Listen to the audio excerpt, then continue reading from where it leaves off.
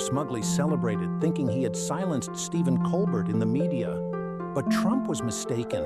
He didn't shut down a critic. Instead, he sparked a crusade with him as the primary target. We got the smokiest yet, because the Wall Street Journal is now reporting that back in May, Attorney General Pam Bondi informed the president that his name was in the Epstein files.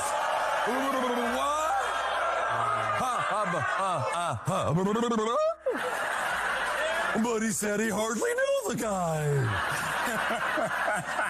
He's in the files. He's in the files. When Colbert revealed the Epstein details on live television, Trump's inner circle wasn't just thrown into panic. They completely disintegrated.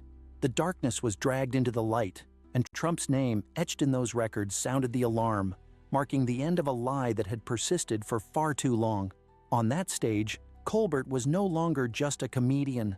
The legend that Trump had meticulously crafted was obliterated by Colbert. This was the takedown of a man who had spent his entire life hiding behind gilded lies and the allure of a predator. And now his mask wasn't merely slipping off. It was burning, consumed by the very spotlight he had once coveted and idolized. On The Late Show, Stephen Colbert didn't need any eloquent words. He let the photos reveal the truth. Ladies and gentlemen, let's take a walk down memory lane. For starters, here's a photo of Epstein attending Trump's 1993 wedding to Marla Maples. That is chilling. Tuxedo jacket with stonewashed jeans and cowboy boots. Epstein was spotted in the background of another photo at the wedding, and in these two pictures with Trump at the 1997 Victoria's Secret Angels party, which raises the question, just what was Victoria's Secret? 2 decades of champagne, smirks, and shared secrets, and yet the American people had to swallow the lie that Trump barely knew him. These parties weren't just filled with the scent of perfume, they were thick with the stench of power, depravity, and the politics of a predator. And when cornered, Trump's own words only served to incriminate him further. Colbert kept digging into this absurdity on live television. By the way, I never went to the island. I never had the privilege of going to his island. I'm sorry. I'm sorry, what? What? You never had the privilege of going to Epstein's Island? Sadly, I never had the honor of dining with Jeffrey Dahmer. What is this honor? Is it the honor of being involved in activities that even accomplice Ghislaine Maxwell received a 20-year sentence for? After her conviction, Maxwell had a completely normal meeting with Trump's Deputy Attorney General, Todd Blanche, who also happens to be his personal lawyer. Colbert didn't overlook this detail. Trump sent his Deputy Attorney General, Todd Blanche, to interview Epstein's convicted co-conspirator, Ghislaine Maxwell. Now, we don't know what happened during this meeting. After the second meeting, Maxwell was seen carrying this box. Nothing suspicious about that.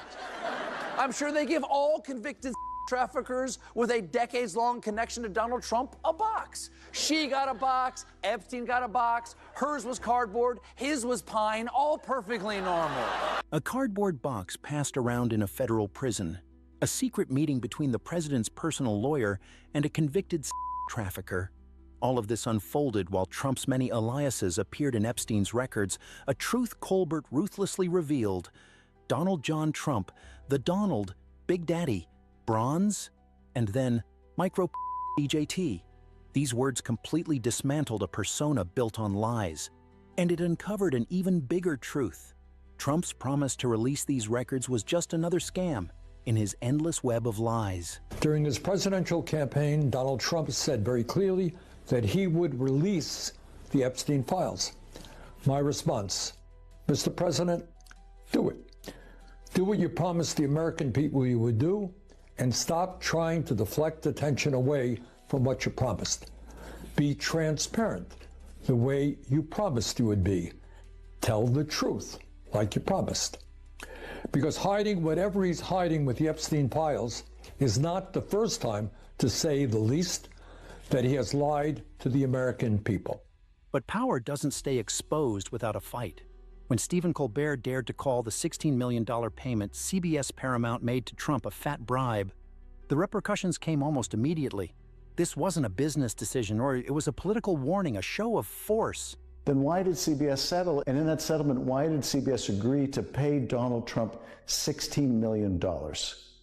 Well, the answer can be found in CBS and its parent Paramount wanting that merger to go through with Skydance. That merger is worth about $8 billion. On Monday, Colbert calls this payoff a big fat bribe. On Tuesday, Skydance CEO meets with the head of FCC, and on Wednesday, Colbert is told that the show is being canceled. $16 million for a frivolous lawsuit isn't a settlement, it's hush money. It's the price Paramount was willing to pave the way for their $8 billion deal. The truth, journalistic ethics, and the voice of one of America's most beloved hosts were all rendered worthless. Stephen Colbert, with his trademark biting sarcasm, commented on his own exit during his segment on The Late Show. I'm thrilled for everyone at Paramount that the deal went through, and very excited for our newly announced official combined Paramount Skydance stock ticker name, which will go from Para to P-Sky. Soon, after months of delay, the deal was finally approved by FCC chairman and brilliant, handsome man who Paramount officials describe as liquid sex, Brendan Carr. The excuse for this action, as usual, is laughable. They blame financial issues. But no one cancels their #1 show, especially when just a few months earlier, the CEO was optimistic about renewing the contract. So, is there any merit to CBS' claim that this is purely financial? The circumstantial evidence would say there isn't a whole lot of merit there, certainly not with the timing of the decision. Now, it is true that late-night comedy ain't what it used to be in terms of viewership. As lots of people have moved on to streaming services, particularly young people that watch late night, there are less viewers than there used to be, but there's still a lot of viewers.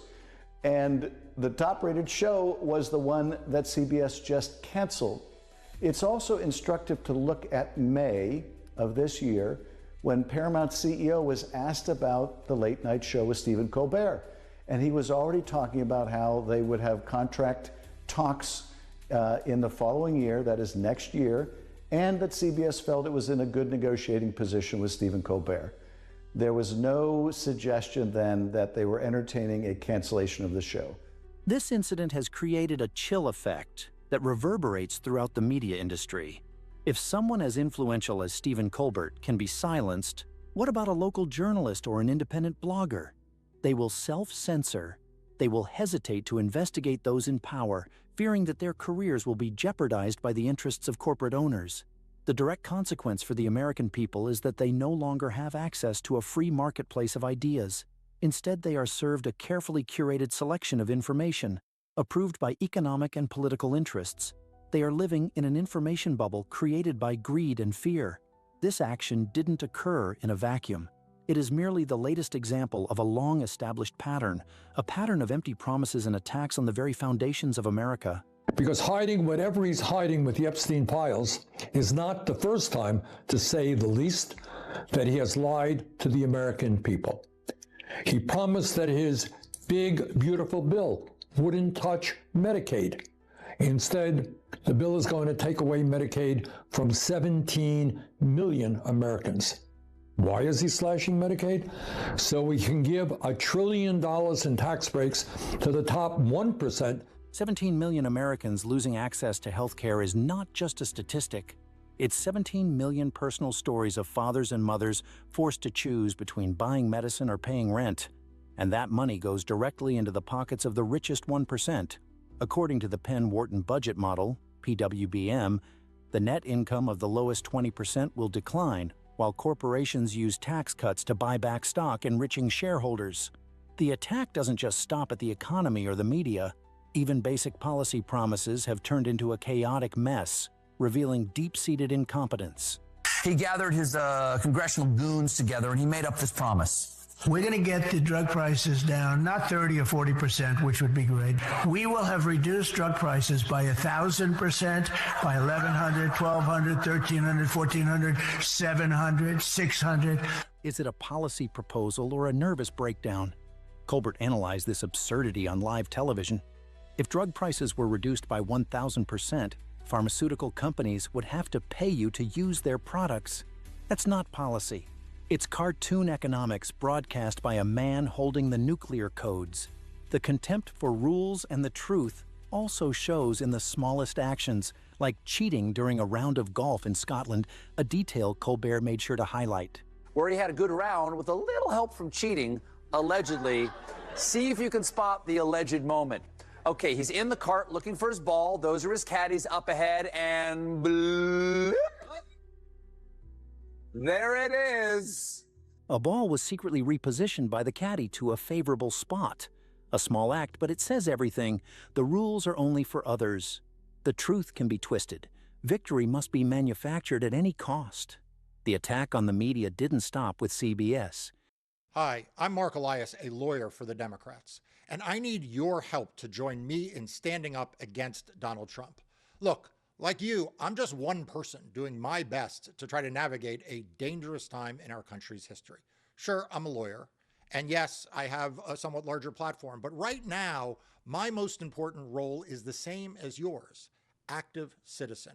Will you do me a favor? Add your name to the DSCC's petition to stand up to Donald Trump.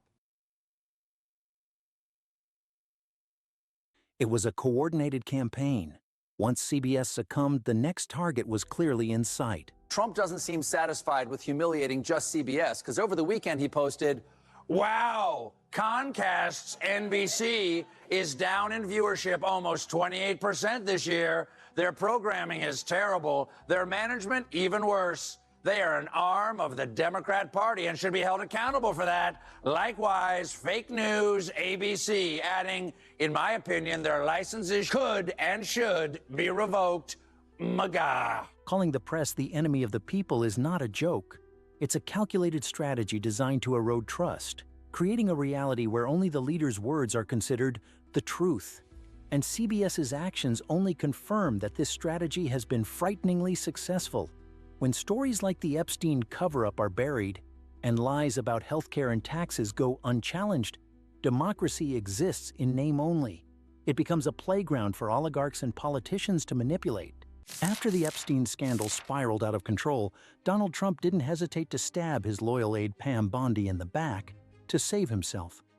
Representative Jasmine Crockett exposed this drama. A lot that I would ask Pam Bondi, but I do want to go back to the first part about the president now seemingly flipping his position. I do want the American people to recognize that this is nothing more than a game by the con man, again, because he knows, like most others, I'm sure his attorneys have informed him, that the release of grand jury documentation, as it's already been laid out, this is a secret process. It is a lot more difficult to actually get that released. So he gets to play both sides of it. He gets to then blame the courts if the courts then ultimately do what courts are supposed to do, which is to kind of follow the law. Pam Bondi, U.S. Attorney General, had been one of Trump's most loyal warriors. She had defended him through countless political storms, from impeachment investigations to personal allegations. Her reward for this unwavering loyalty was a doomed mission: reviewing the Epstein files without producing any results, which enraged the MAGA voter base. Her failure became the perfect opportunity for Trump to betray her.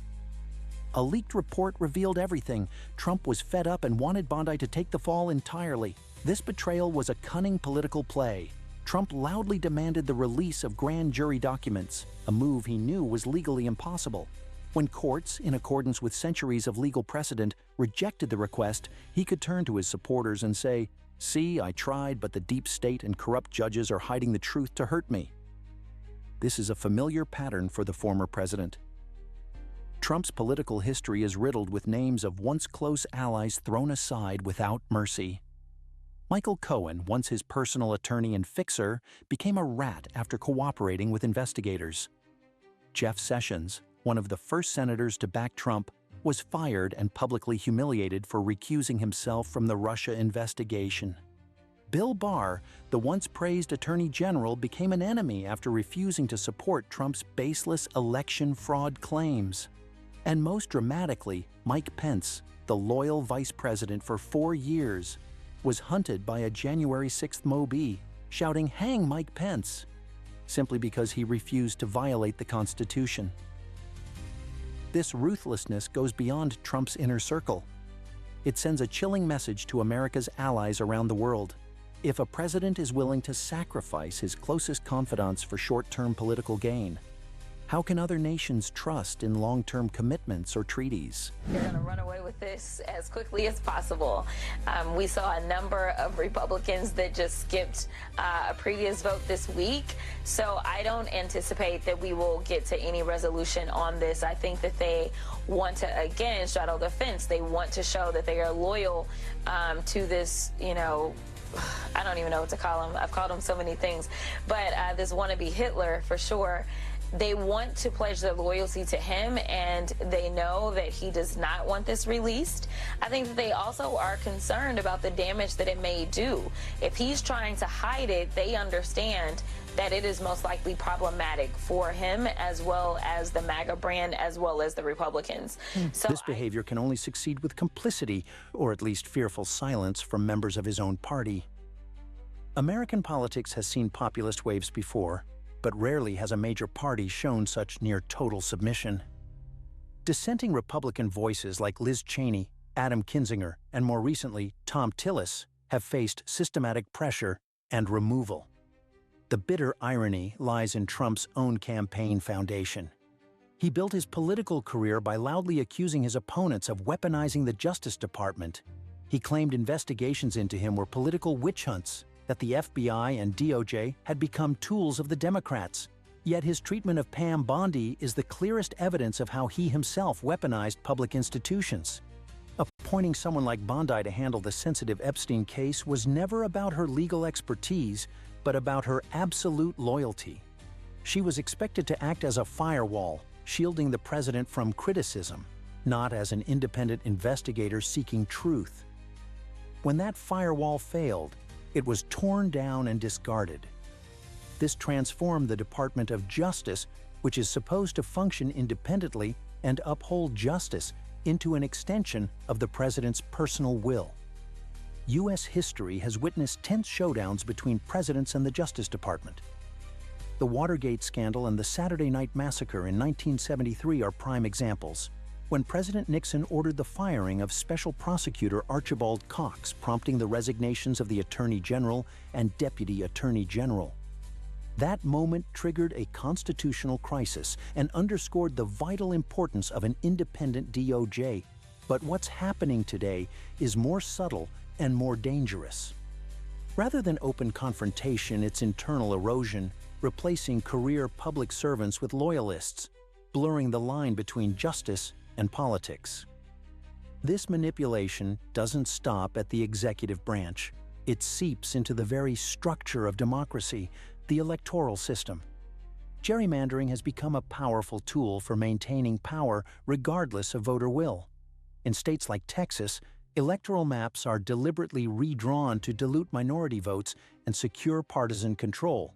There, the Republican Party is dismantling voter protections, redistricting communities of color to silence them, and weaponizing the rule of law for partisan gain. It's the same blueprint, the same agenda, the same rot. Because this is not just about Trump and Epstein. This is about a party clinging to power through manipulation, intimidation, and betrayal. And it's time we call it what it is. Not a scandal, but a democratic crisis. Minority state, and they don't feel comfortable having to go and present their very much racist policies, the policies that people like the Proud Boys are excited. That's what they're going to do. They are going to minimize people of color's voices, and they truly believe that by pushing their white supremacy agenda, they will be able to then secure more Republican seats. This creates a dilemma for the Democratic Party. They must choose hold firm to the principles of fair elections and risk permanent exclusion from power, or join the dirty game, fight fire with fire, and level the playing field. I mean, look, if Republicans are doing it, should Democrats redraw districts to their favor too? And if not, why not? No, I'm all in, Alex. Listen, you know, we are in a crisis in this country, and I've got to tell you that Democrats have consistently held the moral high ground for good reason, regardless of the fact that one party wants to pretend that they are Christians or super Christians. The reality is that don't tell me what you are, show me what you are in your policies and what you do. And I can tell you that Democrats have consistently fought for equity in all ways. This debate reveals deep fractures in American politics. When norms and shared rules no longer hold, the system descends into a dangerous spiral. California Governor Gavin Newsom has threatened to respond by redrawing his state's districts to benefit Democrats. Not because he believes it's right, but because he sees it as the only weapon left against an opponent who refuses to play by the rules. For ordinary Americans, gerrymandering isn't an abstract concept. It means their votes in certain districts are nearly worthless. It creates safe seats where politicians don't have to listen to moderate voters, only to the most extreme voices in their own party to win primaries. This leads to gridlock in Congress, a rise in extremism, and a government increasingly disconnected from everyday concerns, like healthcare costs, education, or infrastructure. All those concerns are silenced the moment the electoral map is drawn. America stands at a crossroads where trust in democratic pillars is shaking violently. Will they withstand the political storm or collapse under the weight of doubt and division? The answer will shape not just the future of this nation, but the fate of democracy itself. In a moment of raw desperation, Donald Trump declared that his predecessor had been caught red-handed. A charge of treason, a grand conspiracy, all unleashed as the Jeffrey Epstein scandal choked him. And this is how he set the stage for his clumsy drama. Tulsi Gabbard has submitted a criminal referral to the Department of Justice. From your perspective, who should the DOJ target as part of their investigation? What specific figures in the Obama administration? Well, based on what I read, and I read pretty much what you read, it would be President Obama. He started it. But the leader of the gang was President Obama, Barack Hussein Obama. Have you heard of him? A blatant accusation without a shred of evidence hurled from the Oval Office. Obama started it, Trump declared, with the confidence of a man who has nothing left to lose. The context of these words is even more significant than the words themselves. The name, Jeffrey Epstein, is setting Washington on fire. Documents, testimonies, and disturbing connections are gradually being revealed, and much of the evidence seems to point toward powerful figures including Donald Trump. Rather than face the storm, Trump chose to create a new one, a fabricated storm called Obamagate. He transformed the presidency into a courtroom, with his arch-nemesis, Barack Obama, once again cast as the villain. A sitting president is now openly willing to weaponize the justice system against a political rival. His call for the Department of Justice to target Obama represents a flagrant erosion of democratic norms, a blatant disregard for the principle that the law must be applied fairly, not at the whim of those in power. What happens to America when its president publicly demands the prosecution of a predecessor without any evidence? Not just critics, but even sharp political observers immediately recognize the nature of this performance. Take a look at Rolling Stone's headline, "Trump is fully fascist," in quotes. Whether right or wrong, it's time to hunt someone else. Trump's desperation is believed to stem from his deep and suspicious connection to Jeffrey Epstein. This wasn't a casual relationship, but one that spanned nearly 15 years, including at least 7 flights on the infamous Lolita Express. The cover-up becomes even more glaring when you consider those around Trump. Who was the lawyer who helped Epstein secure a ridiculous sweetheart plea deal in Florida? Alan Dershowitz. And what did Trump do? He hired Dershowitz as his own lawyer. Who was the federal prosecutor who approved that deal? Alex Acosta. And what did Trump do? He appointed Acosta to his cabinet as Secretary of Labor. It gets worse. Who was the prosecutor who bravely charged Epstein a second time with federal crimes? That was a deputy prosecutor from the Southern District of New York, whom Trump inexplicably fired shortly after. Jeffrey Epstein died in a federal prison, his death ruled a suicide. Who was overseeing him? The Department of Justice and the Bureau of Prisons, both under the Trump administration. Who can still believe in justice when the public sees a two-tiered system, one for the wealthy and well-connected, and another for everyone else? When a president can appoint those who helped a child, sex trafficker escape justice to high positions, perhaps he's sending a message. Punishment is for the powerless. Then from his usual silence, Barack Obama spoke. Statement from the office of former President Obama. Out of respect for the office of the president, our office generally does not respond to the constant stream of nonsense and falsehoods coming from this White House. But these claims are bizarre enough to merit a response. These ridiculous accusations are absurd and a weak attempt at distraction. Nothing in the documents released last week weakens the widely accepted conclusion that Russia attempted to interfere in the 2016 presidential election but did not successfully manipulate any votes. These findings were reaffirmed in a 2020 report by the Bipartisan Senate Intelligence Committee, overseen by none other than Marco Rubio. Obama not only called the allegations absurd, but also highlighted that they were a weak attempt at distraction. More importantly, he used evidence from an agency controlled by the Republican Party to refute Trump's narrative. By mentioning Marco Rubio, a Republican senator, Obama effectively neutralized Trump's argument that this was a Democratic witch hunt. The reality is that the investigation into Russian interference was conducted by both parties. Their conclusion is clear. Russia interfered, but there is no evidence they changed the election outcome. Trump's persistent labeling of it as a hoax demonstrates his contempt for national intelligence agencies. The public continues to be poisoned by misinformation, while the president fails to provide any clear truths. When words no longer convinced, Trump resorted to increasingly bizarre and desperate actions.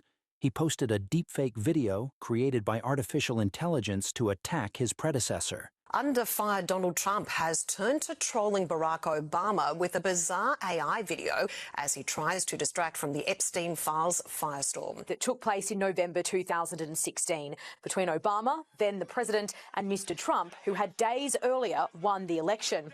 The digitally altered video shows FBI agents bursting into the meeting, pushing Obama to the ground, then putting him in handcuffs. This action exposes the failure of the distraction campaign. It's not only embarrassing but counterproductive. It only serves to magnify Trump's obsession with Obama. It's ironic that the man who was sued for refusing to rent to black people now lets a black man live rent-free in his head every day. What's more, it serves as a reminder that in U.S. history, there's only one president who has a mugshot, and that's Donald Trump. While Trump is preoccupied with these theatrics, America is facing real pressing issues. Promises of major trade deals continue to be made and then fade away. Trump and his officials have repeatedly promised that the next 2 weeks would be historic, but those 2 weeks seem to drag on indefinitely. The wariness with these dramas doesn't just come from the opposition. Even among his own supporters, patience is running thin. They want real answers about Epstein, not conspiracy theories aimed at Obama. But the point here is that MAGA revolted against Trump and we won. But the question lingers, why? Why has it come to this, right? Like, what are we doing here? What is Trump hiding? Why is he going down like this over Jeffrey Epstein? Trump is playing games. He is. I'm sorry. He is flat out playing games right now. In fact, he's doing that thing that we always felt the press was doing to Trump supporters, thinking that we're stupid. This comment, coming from a conservative perspective, reveals a painful truth. Trump is disregarding the very people who supported him. He seems to believe that a few superficial actions, like reluctantly ordering the declassification of documents, will be enough to calm them.